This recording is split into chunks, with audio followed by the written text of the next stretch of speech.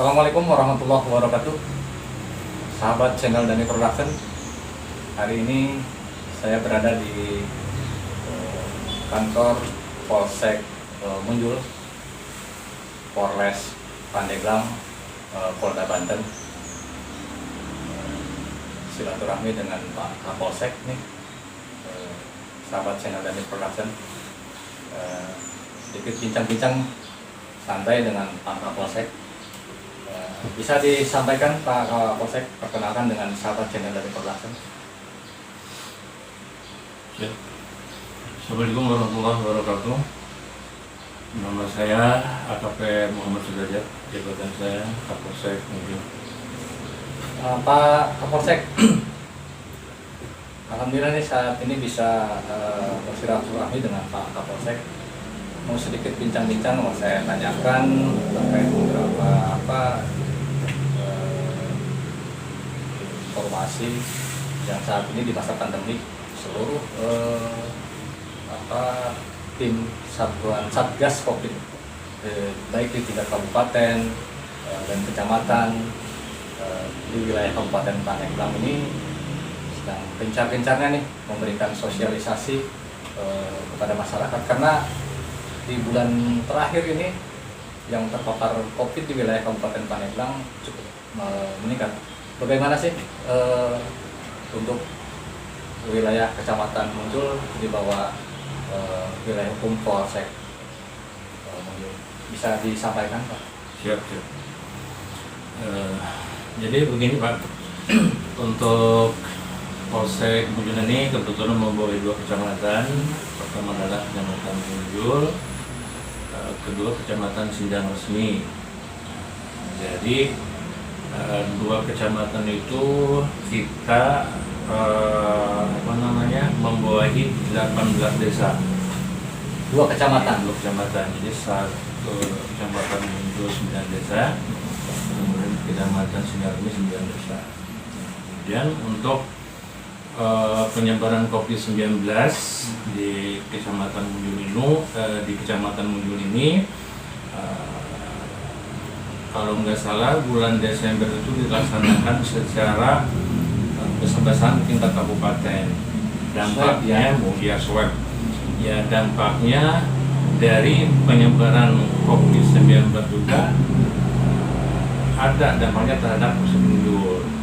Ya, jadi ada beberapa masyarakat yang terkonfirmasi COVID-19. Alhamdulillah kami melaksanakan beberapa kegiatan, yaitu diantaranya adalah operasi justisi.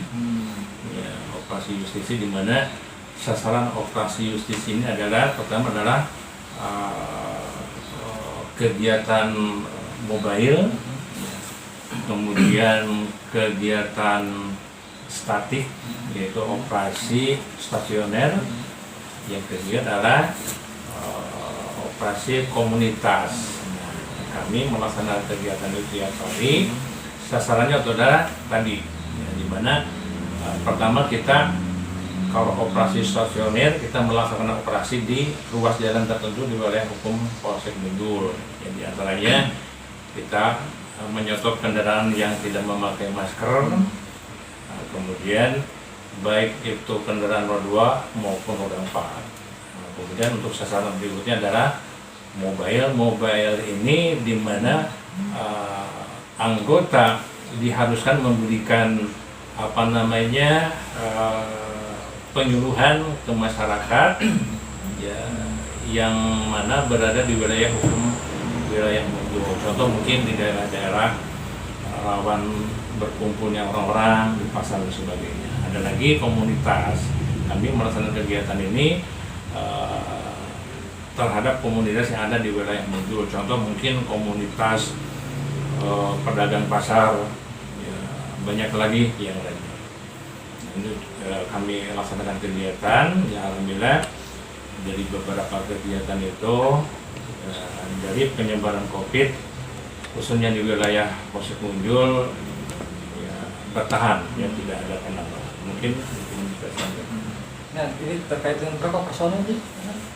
Kalau di wilayah Munjul ini, kalau DSPP Jadi di SPP itu polis rasionya yang sewajarnya harusnya 50 personil. Cuma yang baru terpenuhi 16 orang, berikut Kapolsek 1 orang, berikut 17 orang. Untuk ini kan Membawa 2 kecamatan. Iya. Berapa desa tuh? 2 kecamatan, 18 desa. Nah, itu ada Babin Kaptimas tuh per orang berapa? Ya, jadi untuk di wilayah Polsek Munjul, jadi kebetulan ada sprint dari Kapolda untuk melaksanakan, atau yang dapat sprint dari Kapolda hanya 6 babin.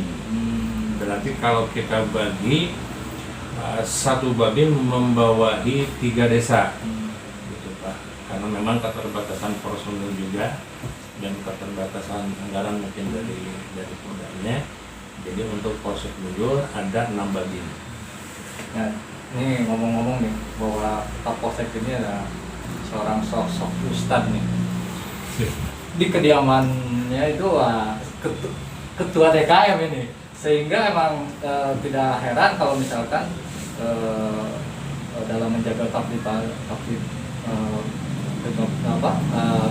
keamanan, sinergitas ini kelihatannya sering ronsel ke ulama-ulama. Seperti apa nih?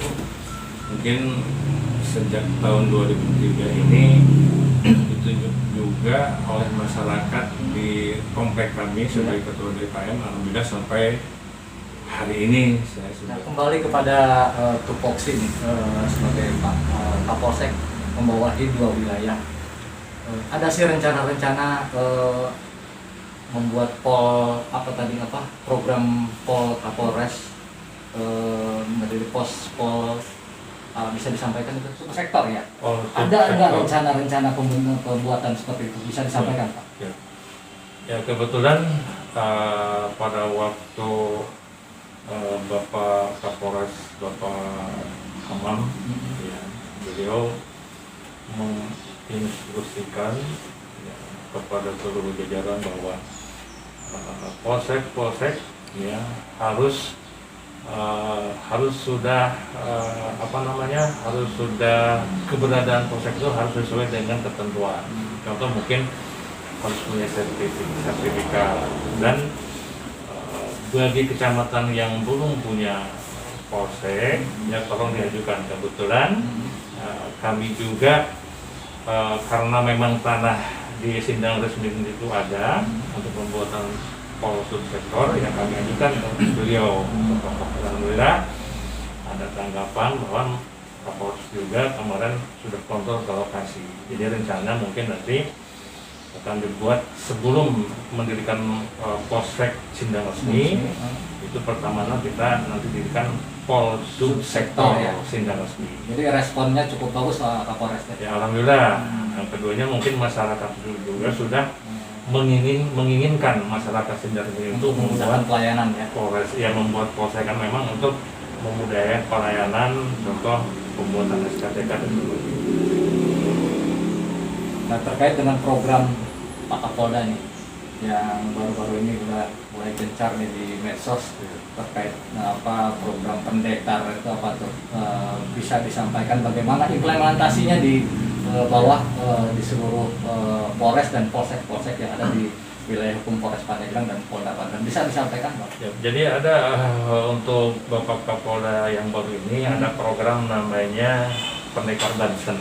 Ya, di antara poin-poin yang harus dilaksanakan oleh seluruh jajaran di tingkat Polda Banten, pertama adalah ngaji bareng. Jadi anggota polsek juga harus ngaji bareng dengan masyarakat. Berbaur ya. Berbaur. Keduanya adalah rukun ulama umaro. Jadi ulama umaro harus rukun. Alhamdulillah kalau di kita ada namanya pengajian ulama umaro tingkat kecamatan, itu dilaksanakan 1 bulan sekali. Alhamdulillah. Kemudian yang ketiga adalah yuk ngopi wae, ya, program ya, ngopi wae. Kemudian yang 4 adalah subuh keliling. Yang kelima sahabat pesantren. Yang keenam sowan sesepuh. Yang ketujuh ronda siskambling. Yang kedelapan guyub TNI Polri. Yang ke-9 sinergitas 3 pilar. yang ke-10 Warung Jumat, yang ke-11 Polisi Sayang Anak Yatim, dan yang ke-12 penguatan manajemen media. Ya, atau mungkin ini juga salah satu upaya program dari Bapak Kapolres ya. Parah, penguatan manajemen. Jadi kegiatan rencana-rencana Polres Kapolres itu harus diberitahukan ke halayak. Minimal sosialisasi terlebih dahulu. Nah ini implementasi yang dilakukan oleh Pak Kapolsek sendiri seperti apa sih dengan program Pak Kapolda? Ya paling kita melaksanakan program-program Kapolda ini, contoh mungkin kita kalau Soan Sepuh kita mendatangi tokoh-tokoh masyarakat yang ada di wilayah Bejul, ya, kemudian kita berikan arahan supaya kita menjaga kemitraan ya, antara polisi dengan masyarakat. Sinergitas ya. Ya. Kemarin mungkin kami juga memberikan arahan tentang Kamtibmas, kemudian tentang COVID-19 dan sebagainya. Oke, baik sahabat channel Dani Production, bincang-bincang singkat dengan Bapak Kapolsek Munjul AKP Muhammad Sudrajat, ya, tidak asing, beliau ditempatkan di wilayah hukum Polsek Munjul dan bisa diaplikasikan program-program Bapak Kapolda terkait dengan program pendekar, dan kebetulan beliau ini adalah seorang ustadz di kediaman di kompleknya, jadi kayaknya mudah lah untuk mengimplementasikan program-program 12 program ya 12 program Kapolda Banten. Mudah-mudahan 12 program Kapolda Banten yaitu melalui pendekar sukses, dan seluruh jajaran Polres Pandeglang bisa mengimplementasikan program tersebut, termasuk di bawah naungan Bapak Kapolsek Munjul. Terima kasih Pak Kapolsek. Sama-sama. Assalamualaikum warahmatullahi wabarakatuh.